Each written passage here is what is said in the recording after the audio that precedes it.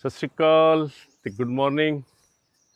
ਸਵੇਰ ਦੇ 6:05 ਹੋਏ ਆ। ਤੁਹਾਨੂੰ ਦਿਖਾਉਂਦੇ ਆ ਪਰਸ਼ੂਰਾਮ ਕੁੰਡ ਤੇ ਦੱਸਦੇ ਆ ਉਹਦੀ ਬਰੀਫ ਹਿਸਟਰੀ।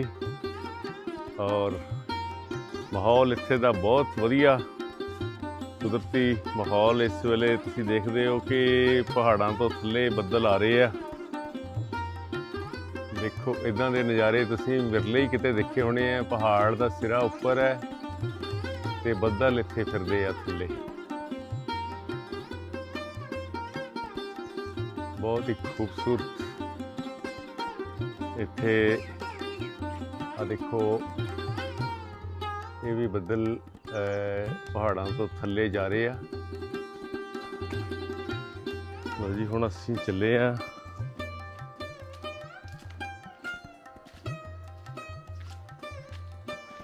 ਇਹ ਵੀ ਚੱਲੇ ਆ ਸਵੇਰ ਦੀ ਸੈਰ ਤੇ ਦੇਸੀ ਮੁਰਗਾ ਤੇ ਮੁਰਗੀ।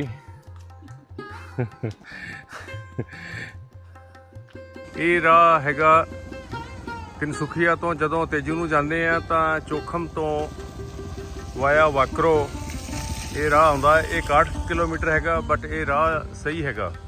ਅਗਰ ਕਿਸੇ ਨੇ ਆਪਣੀ ਕਨਵੇਂਸ ਰਾਹੀਂ ਆਉਣਾ, ਗੱਡੀ ਰਾਹੀਂ ਆਉਣਾ, ਤਾਂ ਇਹ ਰਾਹ ਜ਼ਿਆਦਾ ਬੈਟਰ ਹੈਗਾ ਆ। ਇਸ ਰਾਹ ਤੇ ਆਉਂਦੇ ਹੋ ਤੁਸੀਂ ਤਾਂ ਇਸ ਚੌਰਾਹੇ ਤੋਂ ਇਹ ਰਸਤਾ ਉੱਪਰ ਜਾਂਦਾ ਆ ਪਰਸ਼ੂਰਾਮ ਕੁੰਡ ਨੂੰ।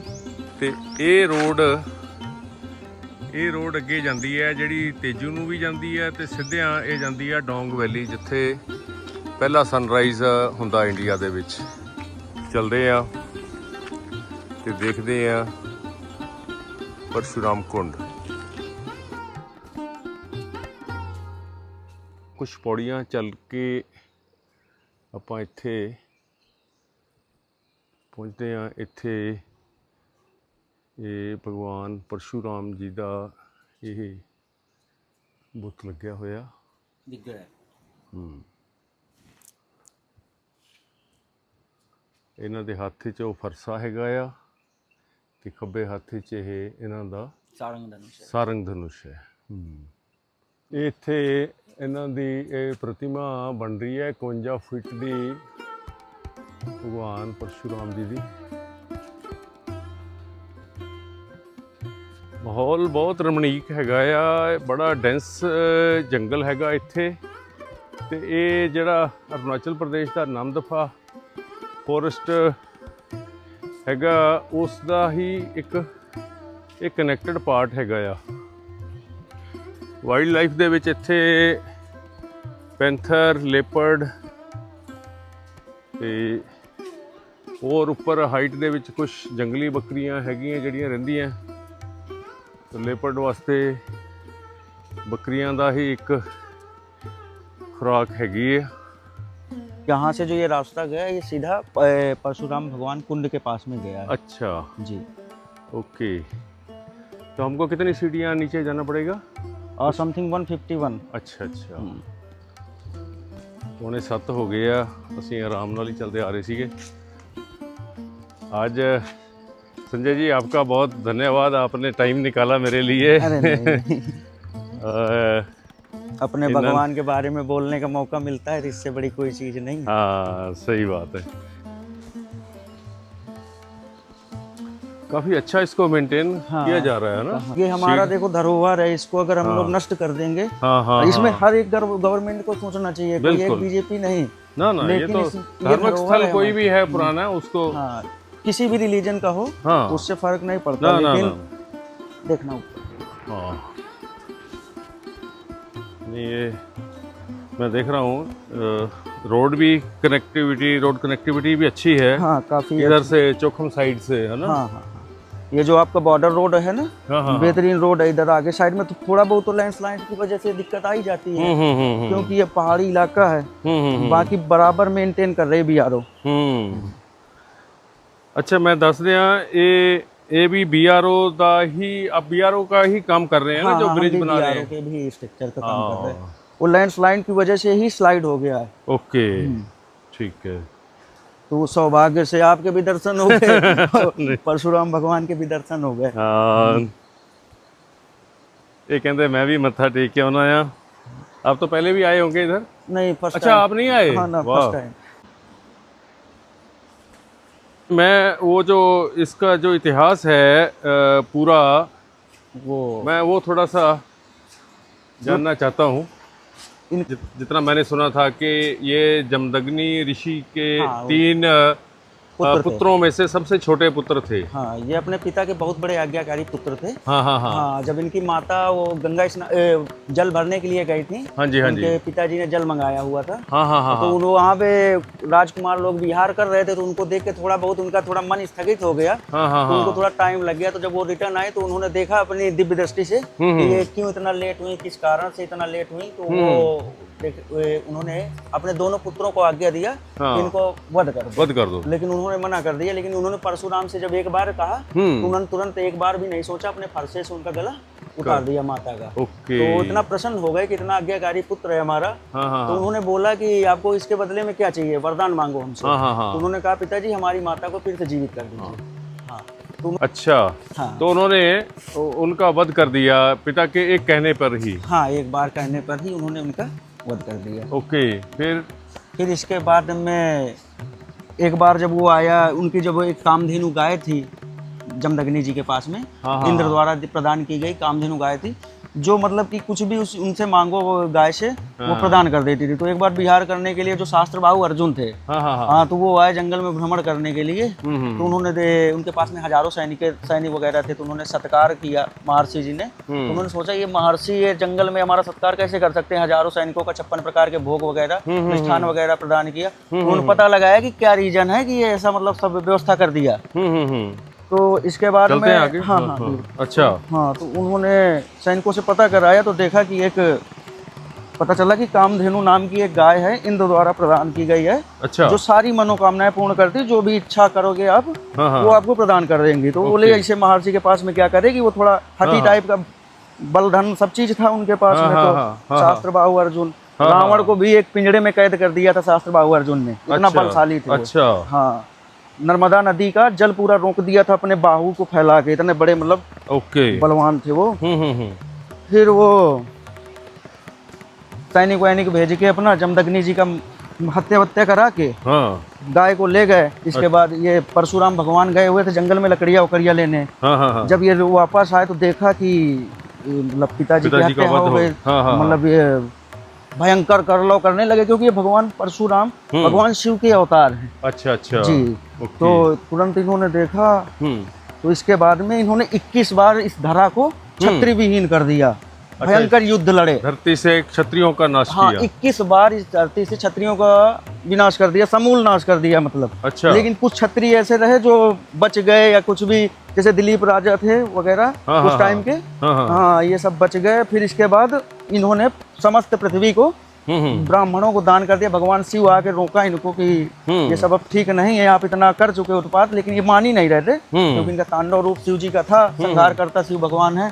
तो रोक के फिर ये बोले ठीक है, सारी समस्त अपनी जो ये पृथ्वी जीती थी क्षत्रियों से, तो सारी ब्राह्मणों को देने के बाद में ये आपका महेंद्रगिरी पर्वत पे अच्छा आ गए, यहाँ पे तपस्या करने के लिए। अच्छा, वो महेंद्रगिरी पर्वत इसके नजदीक ही बोलते हैं? हाँ, नजदीक में ही है, बस थोड़ा सा आगे वो पहाड़ उधर से दिखेगा आपको, पुल के ऊपर आप चढ़ेंगे ना जब। अच्छा। हाँ, वहाँ से आपको दिखेगा। ओके। हाँ, तो वहाँ चले गए। इसके बाद में इनका दूसरा जो स्टोरी आई तो वो आई आपके जनकपुरी से। हाँ, जो रामायण के साथ है। रामायण के साथ में जब ये दोबारा पृथ्वी लोक में गए, अच्छा, तो इन्होंने जब वो उसका धनुष का खंडन किया प्रभु श्री राम ने। हाँ, तो दोबारा फिर से गए पृथ्वी लोक में। अच्छा। क्योंकि वो इनके आराध्य देव भगवान शिव का ही धनुष था।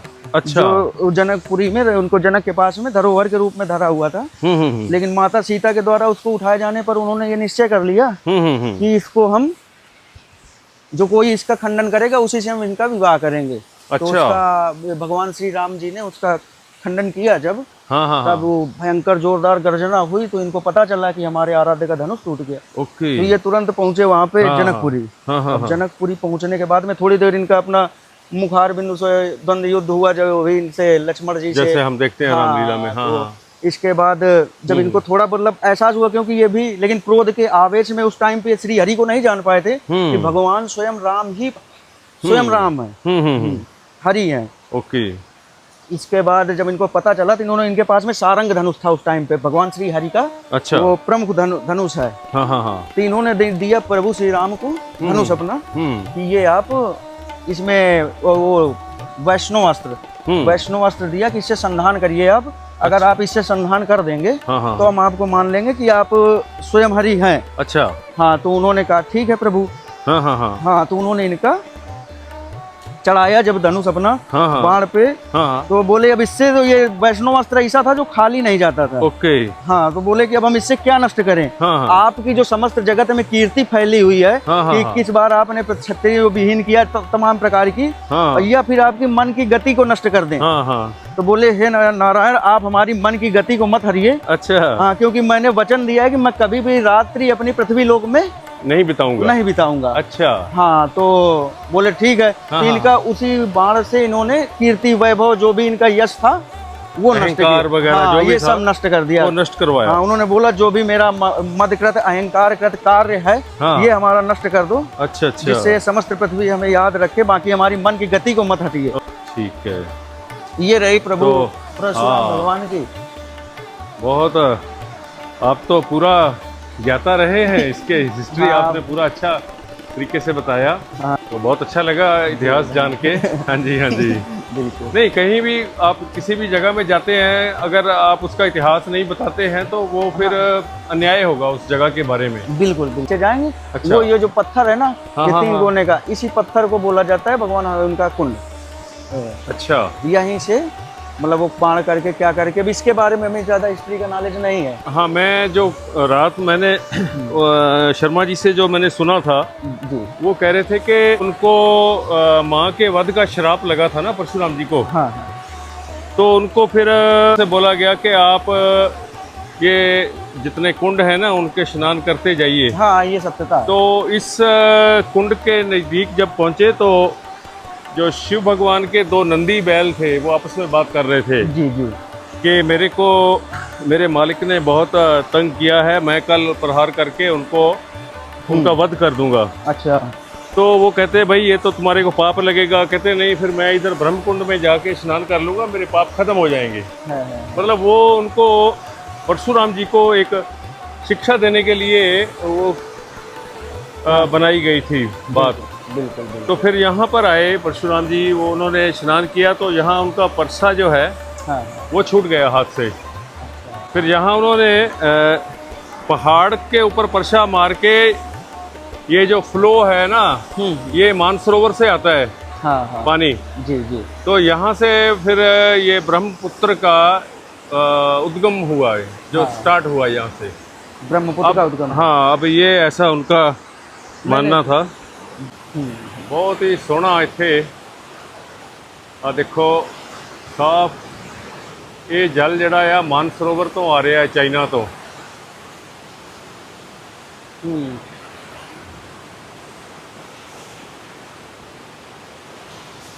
वाह।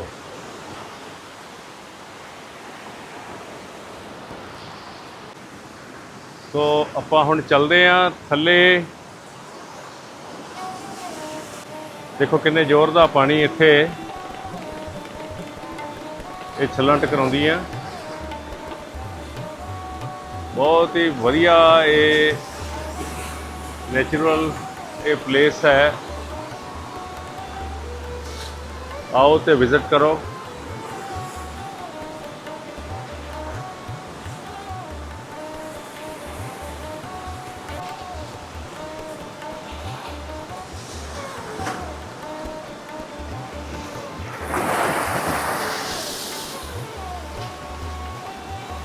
लो जी, बड़ा साफ जल आ रहा है। ये आपां भी थोड़ी जी मुक्ति पा लीए, बड़े पाप किते आ।